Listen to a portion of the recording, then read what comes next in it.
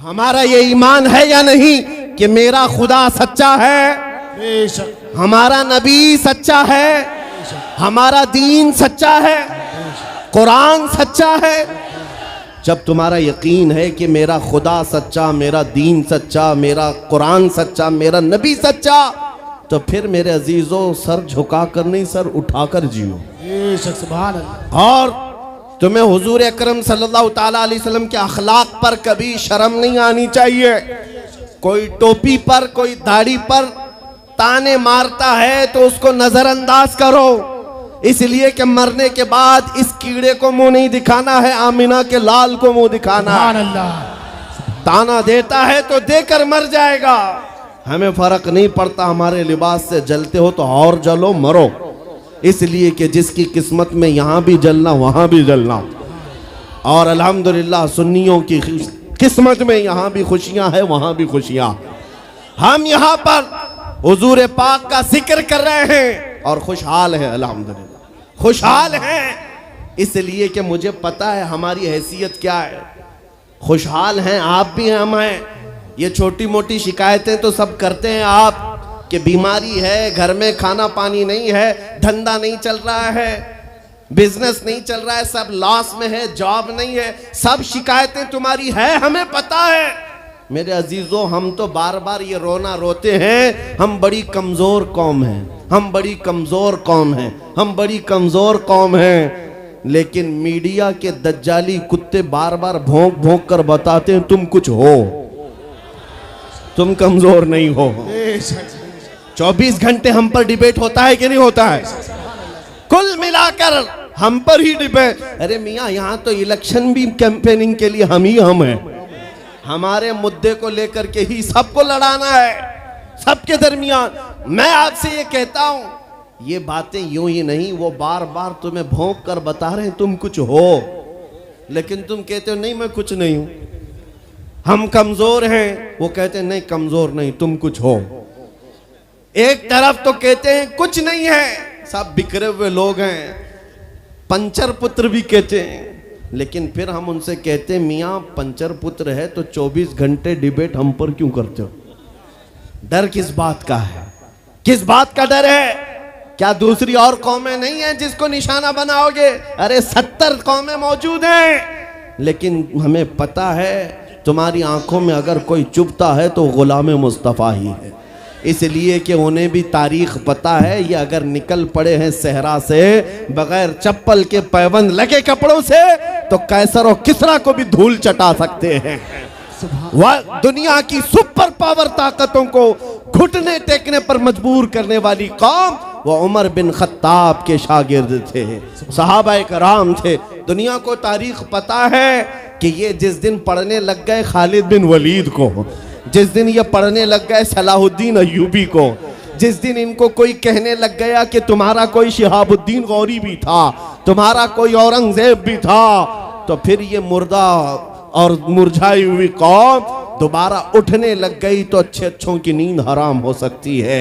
इसीलिए कहा जाता है मुसलमानों के मोहल्ले में नशा बांटो, मुसलमानों को नशा करवाओ, नशा बेचने वाले यही, नशा करने वाले यही, इसलिए कि ये जब तक नशा में रहेंगे हम सुकून से रहेंगे, और जिस दिन ये उठ गए तो दूसरों के सुकून के लाले पड़ जाएंगे। इसलिए मेरे अजीजों, मैं तुम्हें बेदार करने के लिए आया हूं और दुनिया की नजरों में खटकता रहूंगा, लेकिन मेरे पास जितना भी वक्त मौजूद है मैं खामोश नहीं रहूंगा इंशाअल्लाह अज़ीज़।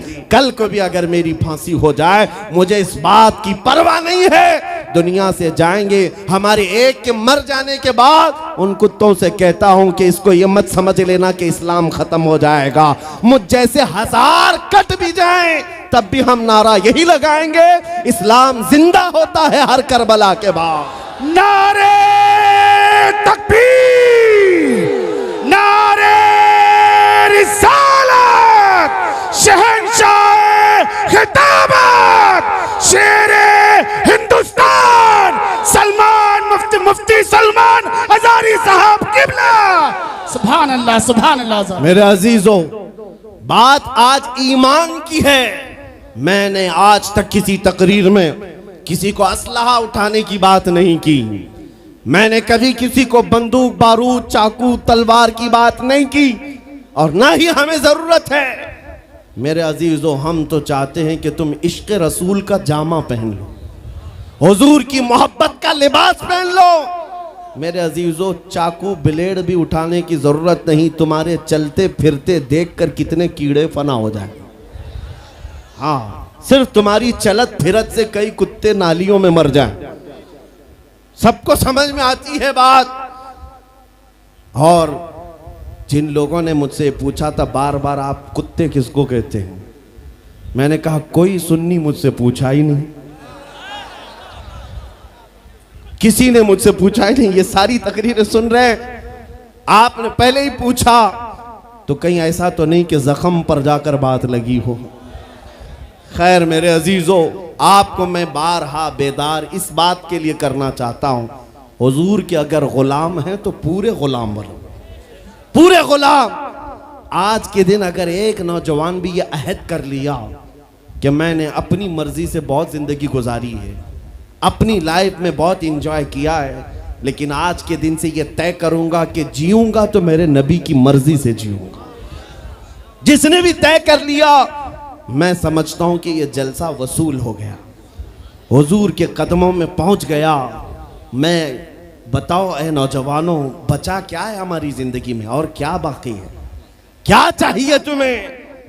पूरी दुनिया तुम नाक रगड़ रगड़ कर हासिल कर भी लिए तो एक दिन तो मौत आनी है, एक दिन तो दुनिया से जाना है, सारी दौलत छोड़कर जाओगे, इस बात पर सबका यकीन है। तुमने खुद अपने हाथों से कितने मुर्दे दफनाए, तुमने कितने लोगों की कब्रों को खुद अपने हाथों से बंद किया। आज जो ये आंखें खुली हैं अचानक बंद कर दी जाएंगी, ये धड़कनें रुक जाएंगी, तुम हाथ पैर भी नहीं उठा सकते, और ये पूरे लोग उठाकर तुम्हें इतनी छोटी कब्र में डाल कर आते हैं जहां करवट लेने की भी जगह नहीं, सांस और हवा के लिए कोई रोशनदान नहीं, खिड़की नहीं। इतने घने अंधेरे के अंदर तुम तन्हा होते हो। उस कब्र के मुतालिक सोचो, वहां मुनकर नकीर जिसके बारे में पूछ रहे होंगे वो ताजदार मदीना की जात होगी। हुजूर के बारे में तुमसे पूछा जा रहा है कि तुम उनके बारे में क्या कहते थे। इसलिए सुन्नियों, आज ही हम तैयारी क्यों ना कर लें कि कल को कब्र में हमसे फरिश्ते पूछें इनके बारे में क्या कहते थे, तो वहां पुकार कर नकीरैन से कहना, तुम पूछ रहे हो इनके बारे में क्या कहते थे, अरे मर के पहुंचा हूं यहां इस दिलरुबा के वास्ते।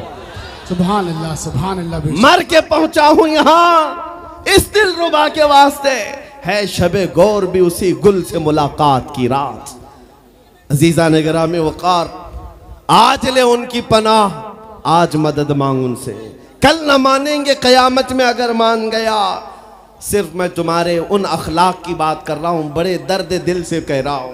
आ जाओ वापस उस नुक्ते पर जहां मेरे नबी ने हमें छोड़ा था, आ जाओ उस रास्ते पर जिस पर चलने वालों पर अल्लाह ने इनाम नाजिल किया है। आपको पता है वो सहाबा कराम, ताबईन और औलिया कामिलीन का रास्ता था कि जिनके बारे में इकबाल ने कहा, दी अजाने कभी यूरोप के कलीसाओं में तो कभी अफ्रीका के तपते हुए सहराओं में, दश्त तो दश्त है दरिया भी न छोड़े हमने, बहरे जुल्मात में दौड़ा दिए घोड़े हमने, आ गया ऐन लड़ाई में गर वक्त नमाज, किबला रूहों के जमीन बोस हुई कौम हिजाज। एक ही सब में खड़े हो गए महमूद अयाज, न कोई बंदा रहा न कोई बंदा नवाज। यह हमारी तारीख थी, यह हमारी तारीख थी, मोहम्मद अरबी सल्लल्लाहु ताला अलैहि वसल्लम के गुलामों की तारीख थी। वो जिस जगह जाते थे परचम इस्लाम लहराते थे, जहां चल पड़े हवाओं का रुख मोड़ दिया, आंधियों को तोड़ दिया, समंदरों में रास्ता बना लिया, अरे दरिया दजला में घोड़े दौड़ा दिए। ये नबी पाक के गुलाम थे, दुनिया उनसे खौफजदा थी। क्या था उनका नारा? उनका नारा ये था, टल न सकते थे जंग में अगर अड़ जाते थे, पांव शेरों के मैदान से उखड़ जाते थे, अरे हक से सरकश हुआ कोई तो बिगड़ जाते थे, तेग क्या चीज है हम तोप से भी लड़ जाते थे। नारे तकबीर, नारे रिसालत, देखो देखो कौन आया, देखो देखो कौन आया। तवज्जो की बात है, हम उस कौम के वारिसीन में से हैं दुनिया जिनकी तारीख जानती है। आपको पता है अंग्रेज तारीख दान है, अंग्रेज है, उसका कोई ताल्लुक मेरे दीन से नहीं, लेकिन तारीख लिखने में उसने ये बात लिखी कि मैंने ऐसा जर्नेल देखा ही नहीं जैसा सलाहुद्दीन था, इसलिए कि उसके जज्बे जैसा मैंने एक भी जर्नल देखा नहीं। एक बार का वाकया लिखा है कि 12,000 की फौज थी सलाहुद्दीन के साथ, 12,000 की फौज थी सलाहुद्दीन अय्यूबी के साथ, और जिस वक्त वो मैदान में उतरा मुकाबिल में सलीबियों की तादाद 4 लाख की थी, 4 लाख की थी। 4 लाख की तादाद देखकर ना वो घबराया ना भागा, पलटकर अपनी फौज से पूछा क्या मशवरा है तुम्हारा, मुकाबिल में उतरे या नहीं उतरे। सलाहुद्दीन के लश्करी और उसके नौजवान सिपाही आम लोग नहीं थे, जज्बा जवान था। अर्ज किया है सलाहुद्दीन हमारे सिपह सालार, रसूलुल्लाह के सहाबा तादाद देखकर उतरते थे तो हम भी तादाद देख के उतरेंगे, अगर नबी के सहाबा तादाद नहीं देखते थे तो हम भी इस तादाद का कोई परवाह नहीं करेंगे। सलाहुद्दीन उनकी बातों को लेकर उतर तो पड़ा। तारीख लिखने वाला अंग्रेज आदमी है, कहता है मुकाबला कर लेना और बात होती है, लेकिन 4 लाख को तितर बितर करके रख देना तारीख की अलग बात होती है। सलाहुद्दीन के इस कारनामे के बाद वो अंग्रेज तारीखदान कहता है हमारे इलाकों में हाल ये हो गया था, हमारे यहाँ की माएँ अपने बच्चों को थपकियां देकर सुलाती थी और ये कहती थी कि बेटा सो जा नहीं तो सलाहुद्दीन आ जाए। सुभान अल्लाह, सुभान अल्लाह। ये मैं इसलिए बातें अर्ज कर रहा हूँ कि सलाहुद्दीन अय्यूबी की ताकत वो उनकी अपनी बॉडी की ताकत नहीं थी, वो ना ही किसी जगह से वर्जिश करके हासिल की हुई ताकत थी। सलाहुद्दीन की ताकत इश्क़ मुस्तफ़ा की वजह से थी, वो मोहब्बत रसूल का पैकर था। हमने तारीख में उन जवानों को देखा है जिन्होंने तारीख उलट करके रख दिया है, जिन्होंने जमीन में एक अलग परचम लहरा कर रख दिया है। आपको पता है इसी हिंदुस्तान की सरजमीन पर सबसे पहला 10,000 का लश्कर लेकर आने वाला एक जवान अरब से सबसे पहले आने वाला मोहम्मद बिन कासिम सिर्फ 19 साल की उम्र में आया था। 19 साल की उम्र में आया था। किस लिए आया था? माल लूटने नहीं आया था, यहाँ जगह कब्जा करने नहीं आया था। जैसे आज तारीख तोड़ मरोड़ करके बताई जा रही है, जितने बादशाह आए सब आक्रमण किए, सारे लोग यहाँ लूटपाट करने आए थे, ये तारीख तोड़ मरोड़ कर बयान की जाती है। मेरे अजीजों इस पर फिर कभी गुफ्तगू करेंगे, लेकिन मोहम्मद बिन कासिम क्यों आया था? इलाहाबाद के एक पंडित है, उन्होंने खुद लिखा है, मैं अपनी बात नहीं पंडित जी की बात कह रहा हूँ। उस वक्त हालात ऐसे हो गए थे कि चंद औरतें, मुसलमान औरतें जो श्रीलंका की सरजमीन से हज के लिए जा रही थी, उस वक्त राजा दाबिर सिंह उसके कुछ गुंडों ने इन औरतों को पकड़ लिया, उनकी इज्जत लूटी, उनका माल लूटा, उनको कैदी बनाया। उन औरतों ने उस वक्त पुकार कर कहा था कि कोई है जो हमारी इज्जत बचाएगा। कोई तिजारत करने वाला बाहर से आया हुआ ताजिर बात सुन करके अरब गया। अरब में जाकर गवर्नर जो था उसके सामने वाकया बयान कर रहा था। 19 साल का जवान मोहम्मद बिन कासिम वहां से गुजर रहा था। उसने इतना वाकया सुना कि हिंद की सरजमीन पर कुछ हमारी बहनों की इज्जत लूटी जा रही है। वहीं खड़े होकर उसने कहा लब्बैक या उख्ती, ऐ मेरी बहन मैं तेरी इज्जत की हिफाजत के लिए आ रहा हूं। वहां से पुकारा अपने चचा जो गवर्नर था उस वक्त, उससे 10,000 का लश्कर लेकर के सबसे पहले यहाँ आने वाला मोहम्मद बिन कासिम किस लिए आया था? माल लूटने के लिए नहीं, औरतों की इज्जत बचाने के लिए आया था। हिंदुस्तान की सरजमीन पर कदम रखा और उसके बाद सामने मुकाबिल में फौरन जंग के लिए नहीं आया। कहा कि जिन औरतों को कैदी बनाया वो छोड़ दो, जो हज के लिए जा रही थी उन्हें आजाद कर दो, और दूसरी बात जिन्होंने गुंडागर्दी की है उन्हें पकड़ो और जेल में डालो। राजा को घमंड था, उसने इनकार किया तो मोहम्मद बिन कासिम ने कहा चलो आओ मोहम्मद अरबी के शेरों से मुकाबला हो जाए। 3 दिन का मुकाबला हुआ था, न राजा बचा न बाजा बचा, सारे हजारे इधर से उधर हो गए और मोहम्मद बिन कासिम का परचम लहराया। मेरे अजीजों, औरतों की इज्जत का मुहाफिज 19 साल का जवान था जिसने आते ही औरतों की इज्जत भी बचाई और मेरे दीन का परचम भी लहराया। मैं आज पूछता हूं हमारी उम्रें कितनी हो गई? कई जवान 25 साल 30 साल क्रॉस कर चुके। आज बहुत सारी औरतों की इज्जतें जब लूटी जाती हैं, तुम तो मोबाइल में देख देख करके शेयर कर देते हो, वीडियो इधर से उधर फैला देते हो और उसके बाद समझते हो हम बहुत बड़ा काम कर रहे हैं। हर कोई यही कहता है सबको शेयर करो, सबको शेयर करो, काय के लिए शेयर करो? मेरे अजीजों, ये कौन सी जंग लड़ रहे हो? व्हाट्सएप मोबाइल की जंग लड़ रहे हो? तुम्हारे अंदर अगर गैरत बाकी है तो मेरे अजीजों, किसी की इज्जत लुटते हुए देखकर तुम तमाशा नहीं कर सकते। ईमान बेदार करो, ईमान बेदार करो। ये आज हालात क्यों आए? इमाम गजाली की एक बात मैं सुनाता हूं। बहुत सालों पहले उस इमाम ने कहा था, 1000 साल पहले तकरीबन, उस इमाम ने कहा था जब इस उम्मत के सामने उनके रसूल की तौहीन हो रही हो और उम्मत खामोश बैठी रहे तो चंद दिन इंतजार करें, इनकी माँ और बहनों को बाजार में लाकर नीलाम किया जाएगा, इनकी माँ और बहनों की इज्जत लूटी जाएगी और ये कुछ ना कर सकेंगे, इनके बच्चों को मारा जाएगा और ये कुछ ना कर सकेंगे। मैं आज महसूस कर रहा हूँ हुजूर की गुस्ताखी पर और तौहीन पर खामोश रहने का नतीजा ये है कि अब हमारे घर भी सलामत नहीं रहेंगे। लोग आज चीख रहे हैं, मस्जिदें वीरान हो गई, मस्जिदें टूट रही हैं, खानकाहें टूट रही हैं, न जाने कितने मज़ारात बिल्डोजर से ख़त्म किए जा रहे हैं। ये तमाम बातें अपनी जगह पर। मैं आपसे पूछता हूँ, जाने ईमान रसूलुल्लाह की इज्जत बाकी नहीं रही तो फिर कुछ भी बाकी नहीं रहा। वो जो न हो तो कुछ न हो, वो जो न थे तो कुछ न था। जान है वो जहान की और जान है तो जहान है। आपसे मैं यही कहना चाहता हूं, सीरियस हो जाओ, हसास हो जाओ। हंसी मजाक गलछड़े ये लतीफे लोगों के दरमियान अय्याशियां खत्म कर डालो। आज हर एक के घर से धुआं उठ रहा है और लोग अभी खुशियां और तमाशा देखने में मसरूफ हैं। आज पूरी दुनिया में जो तमाशा है आप नहीं अंदाजा कर सकते।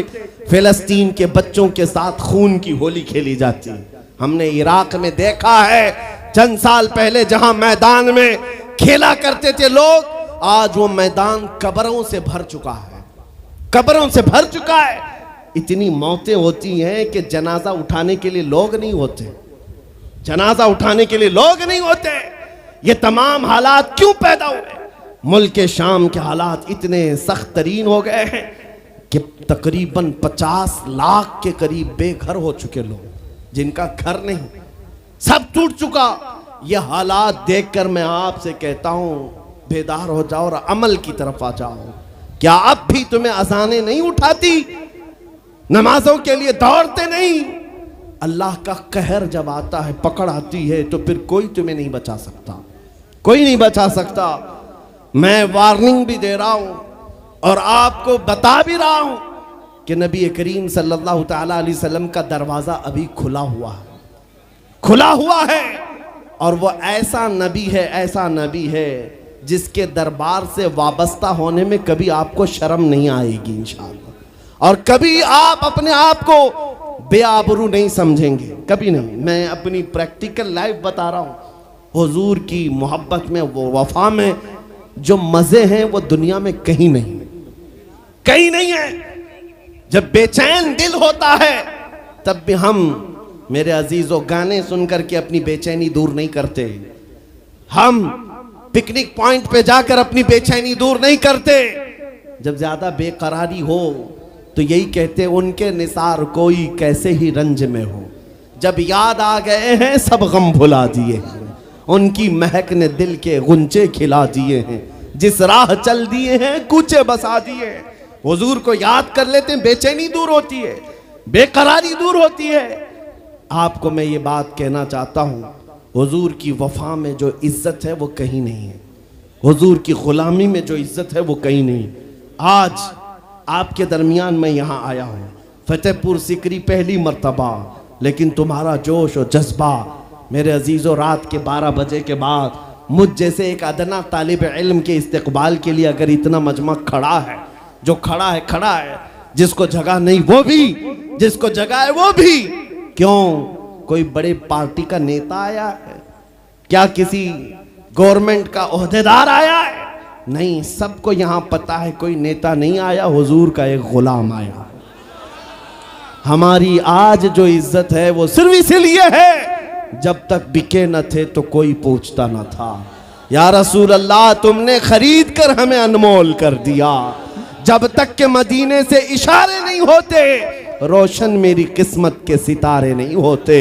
इसलिए आज से भी कहता हूं, बेदाम ही बिक जाइए बाजार नबी में, बेदाम ही बिक जाइए बाजार नबी में। अरे इस शान के सौदे में खसारे नहीं होते। नारे तकबीर, लब्बैक लब्बैक लब्बैक या रसूल अल्लाह, लब्बैक लब्बैक लब्बैक या रसूल अल्लाह। ताजदार खत्म नबूवत, ताजदार खत्म नबूवत। मैं अपनी गुफ्तगू को समेटते हुए बात अर्ज करता हूं, तुम्हारे यकीन को बढ़ाने के लिए कहता हूं, आज भी तुम्हें पता होना चाहिए, हमारे दर्द को कोई समझने वाला है तो आमिना का लाल है, वो मकीने गुंबद खजरा है, जो बेकसों का कस, जो बेसहारों का सहारा। उस रसूल पाक की आदत ही ये है, आता है फकीरों पे उन्हें प्यार कुछ ऐसा, खुद भीख दें और खुद कहें मंगते का भला हो। आपको मैं ये बात बार बार इसलिए कह रहा हूं कि तुम ये मांगना छोड़ दो, लोगों के यहाँ हाथ फैलाना छोड़ दो, उनकी नौकरी चाकरी करना छोड़ दो।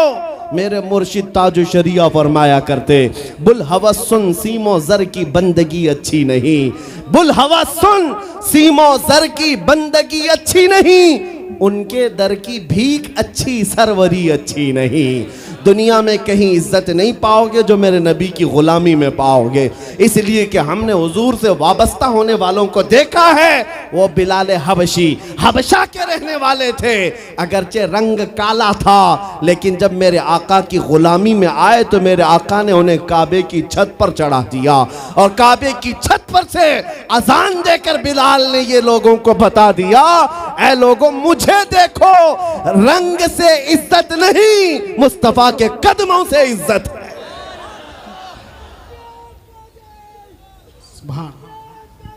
अजीजा ने ग्राम वक़ार, तवज्जो चाहता हूं, हुजूर की गुलामी में जो इज्जत है वो हमने देखी है।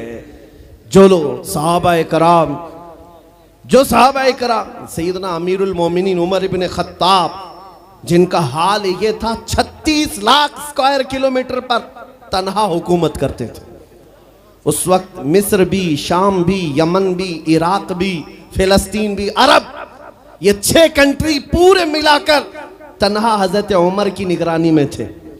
और ऐसी निगरानी नहीं कि यहाँ बैठ करके बड़ी बड़ी मीटिंगें कर रहे हों और गरीब खस्ता हाल सो रहे हों। उस खलीफा इस्लाम का हाल ये था, वो मदीने में बैठकर खिलाफत कर रहा था, और बड़ी दूर एक औरत अपनी बेटी से कह रही है कि आज थोड़ा दूध में पानी मिला ले। बेटी कहती नहीं, खलीफा उमर बिन खत्ताब की खिलाफत है, उमर इब्न खत्ताब की खिलाफत है। घरों में तक उमर इब्न खत्ताब की निगरानी थी।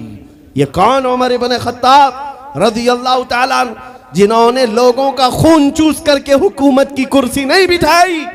और दूसरी बात ये भी कि वो उमर सादा जिंदगी गुजारने वाले, उनकी सिक्योरिटी भी ऐसी नहीं थी कि रोल्स रॉयस लगी हुई हो, काली गाड़ियां आगे पीछे घूमती हों।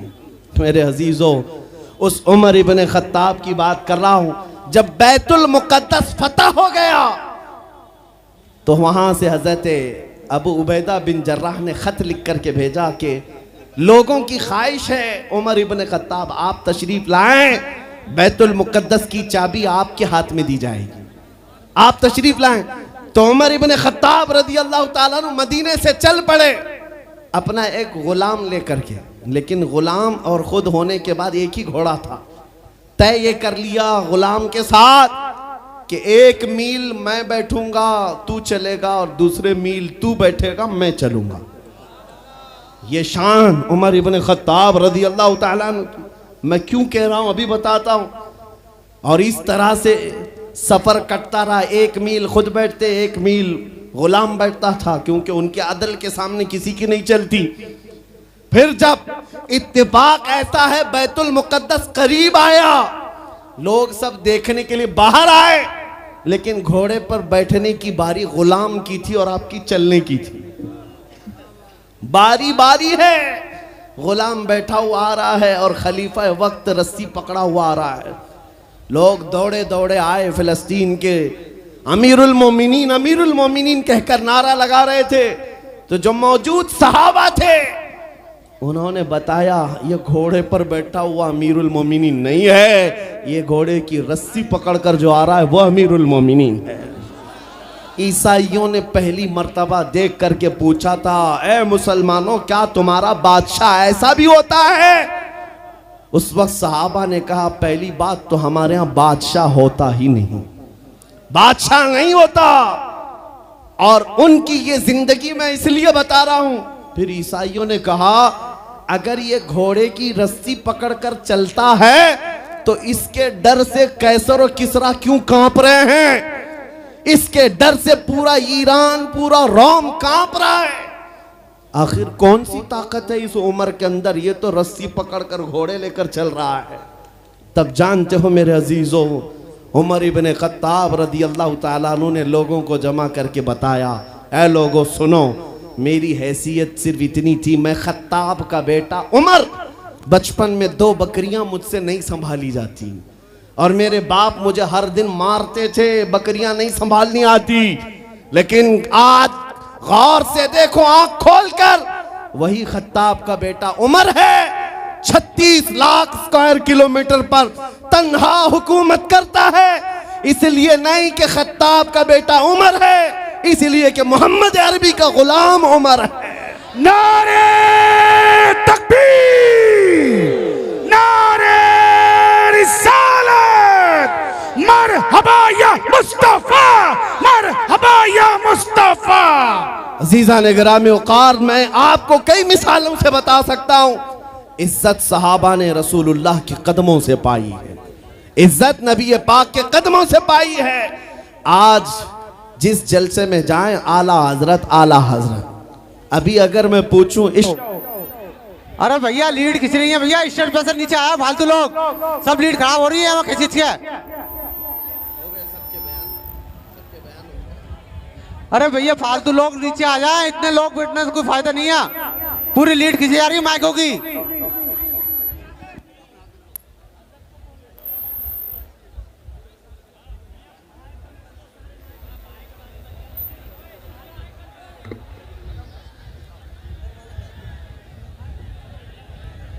मिंबर नूर पर जलवाबार उलमाए ज़वील एहतराम, मशाइख, सादात, हाज़रीन अहले सुन्नत व जमात, अस्सलामु अलैकुम व रहमतुल्लाहि व बरकातुहू।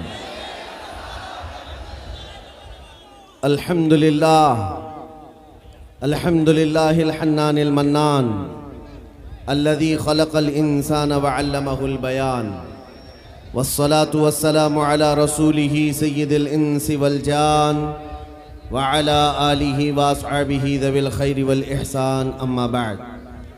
फ़अऊज़ु बिल्लाहि मिनश शैतानिर रजीम, बिस्मिल्लाहिर रहमानिर रहीम। क़ुल बिफ़ज़लिल्लाहि व बिरहमतिही फ़बिज़ालिका फ़लयफ़रहू, सदक़ल्लाहु मौलाना अज़ीम। बारगाह रिसालत मुआब सल्लल्लाहु तआला अलैहि वसल्लम में दुरूद पाक का हदिया पेश करें। अल्लाहुम्मा सल्लि अला सय्यिदिना व मौलाना मुहम्मदिन मअदनिल जूदि वल करम व आलिहि व अस्हाबिहिल किराम व इब्निहिल करीम व बारिक व सल्लिम सलातन दाइमतन सरमदन अबदा। अज़ीज़ान गिरामी वक़ार,